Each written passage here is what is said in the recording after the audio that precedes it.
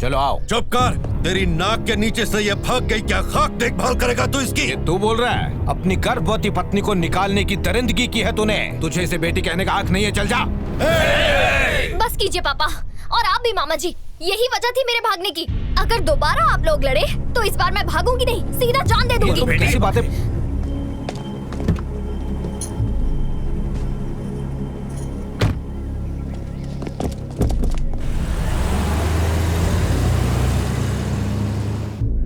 वो कौन था जिसने दिव्या की जान बचाई? पता नहीं कौन था, पर उस लड़के ने छोटे मालिक की हड्डी पसली एक कर दी। तुम लोग देखते रहे। उससे पंगा लिया तो वो आपको नारियल की तरह छील के पी जाएगा भैया। वो लड़का कौन है, कहाँ से आया है? उसकी पूरी कुंडली चाहिए मुझे। इसका मतलब है कि आप विदेश से अपनी फैक्ट्री के लिए नहीं, उस लड़की के लिए आए? ये क्या राज है? इस कहानी की शुरुआत मेरी माँ से होती है। मुझे लगा मेरी सगाई से मेरी माँ को खुशी होगी, लेकिन मेरी सगाई के बाद पता चला कि वो बहुत दुखी है। देखा माँ, हरा दिया ना आपको। मैंने ऐसा गेम खेला कि आप चारों खाने चित हो गई। मैंने तुम्हारी शादी को लेकर कितने सपने देखे थे। सोचा था अपनी पसंद की बहू लेकर आऊंगी। सोचा मेरी गलती तुम सुधार लोगे। अब क्या कह रही हैं? हुआ क्या है? मैंने तुमसे बहुत बड़ी बात छुपाई है, और वो ये कि मैं अनाथ हूँ। 6 साल की थी तभी माता पिता गुजर गए। बापू ने ही मुझे पाला पोसा है। उनके परिवार ने मुझे बहुत प्यार दिया। बेटा, ये सालों पुरानी बात है। मेरे और बापू के पिता अच्छे दोस्त थे। पिताजी के गुजरने के बाद बापू और उनके भाइयों ने मेरा ख्याल रखा। बापू के एक बचपन के दोस्त थे, उनका नाम था बल्ली ठाकुर। बल्ली ठाकुर की 4 बहनें थी। दोस्ती को रिश्तेदारी में बदलने के लिए मेरी शादी बल्ली ठाकुर से तय हुई, और उनकी बहनों की शादी बापू और उनके भाइयों से तय हुई।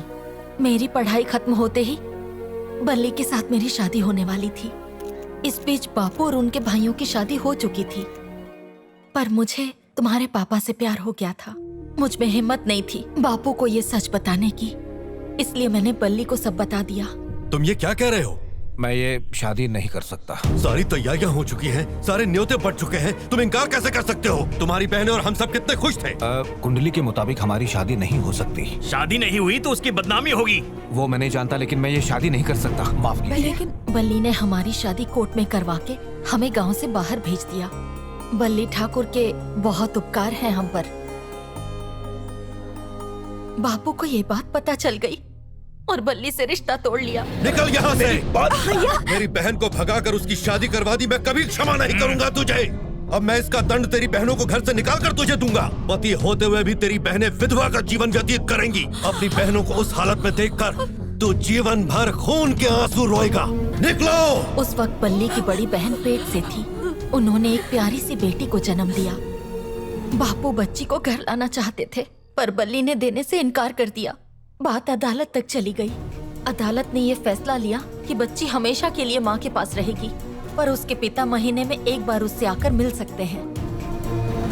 उसी दिन के बाद मैंने एक फैसला लिया था कि तुम्हारी शादी मैं दिव्या से करवाऊंगी, ताकि जो गलती मैंने की है उसकी माफी मांग सकूं।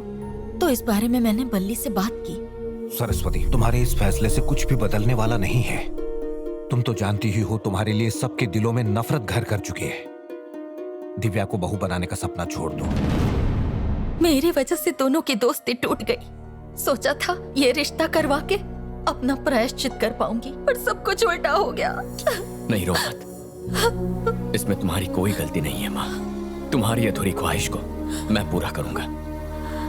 माफ करना माँ, मैं पैसे कमाना तो सीख गया, पर रिश्ते बनाना नहीं सीख पाया। मैं अपने देश वापस जाऊंगा और उन लोगों का भरोसा जीतकर दिव्या को इस घर की बहू बनाकर रहूंगा।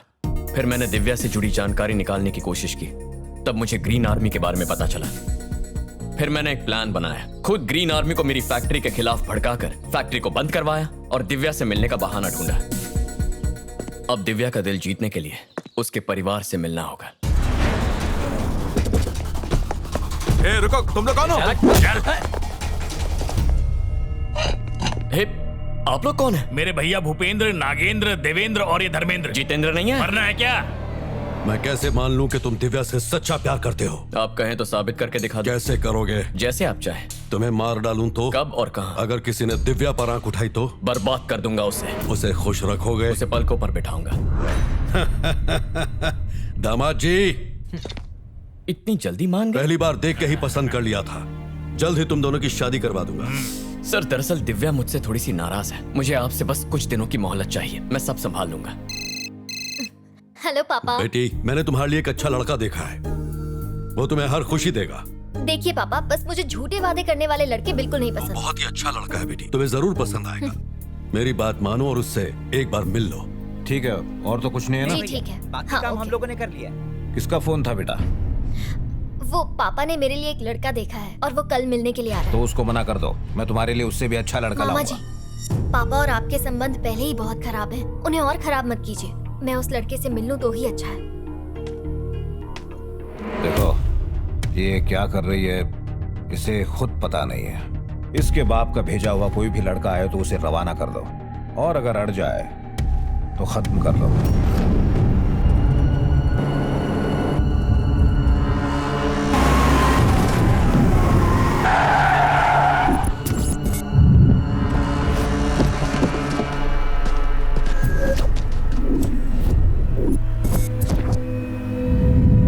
लगता है लड़का इसी गाड़ी में है। जाओ जाके खत्म कर दो इसे।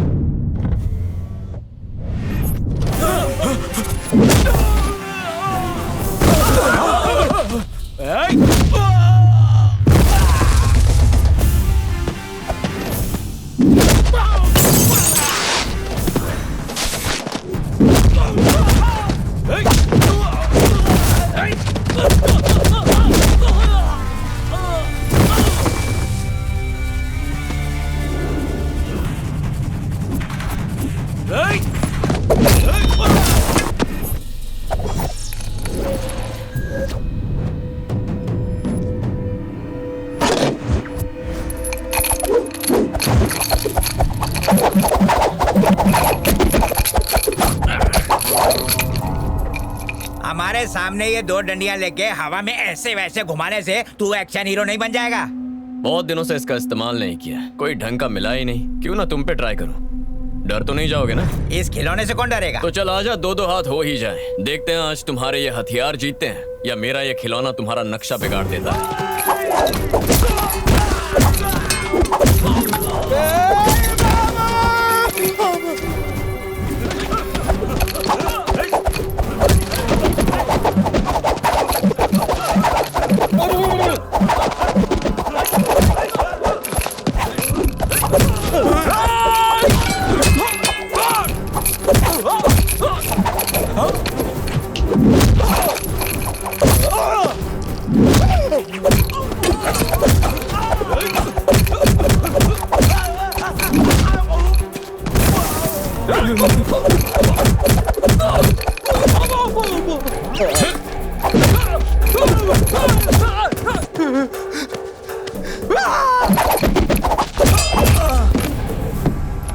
ए, सब अपनी अपनी शर्ट उतार कर बैठ जाओ। तो बच्चों, इस खिलौने से क्या सीखा?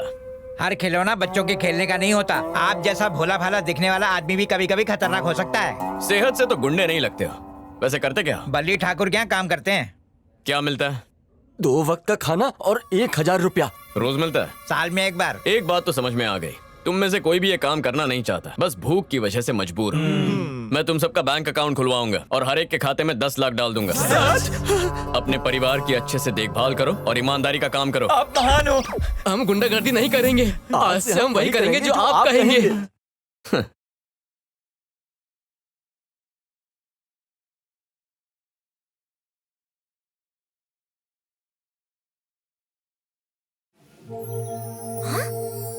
ये तो वही है।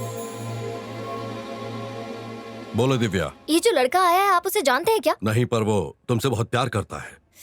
ओहो पापा, वो एक नाटक था। उस लड़के को मैं अच्छी तरह जानती हूँ। उसने बताया कि तुम उससे नाराज हो। पापा मैं आपसे कह सुनो, वो मुझे पहली नजर में ही पसंद आ गया था। तुम उसे थोड़ा समय तो दो, पसंद ना आए तो मना कर देना। हेलो हेलो,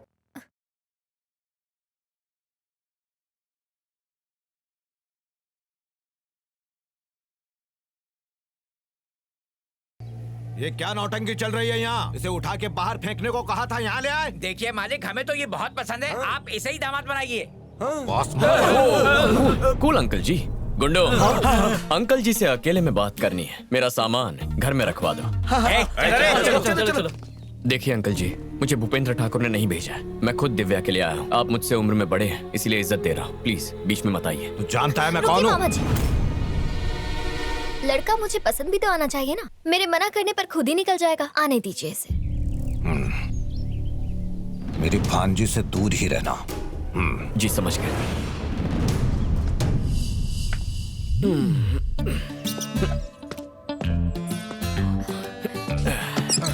घर पे मेहमान आया है, स्वागत नहीं करेंगी? चाय पानी मिल जाए तो।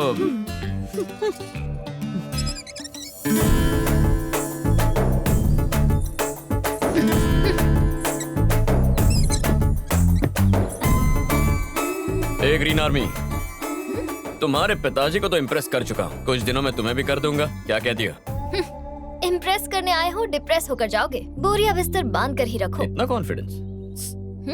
अभी तक नोटिस नहीं किया था, लेकिन तुम्हारा फिगर बड़ा कमाल का है। चलती हो तो लगता है बिजली गिरती है।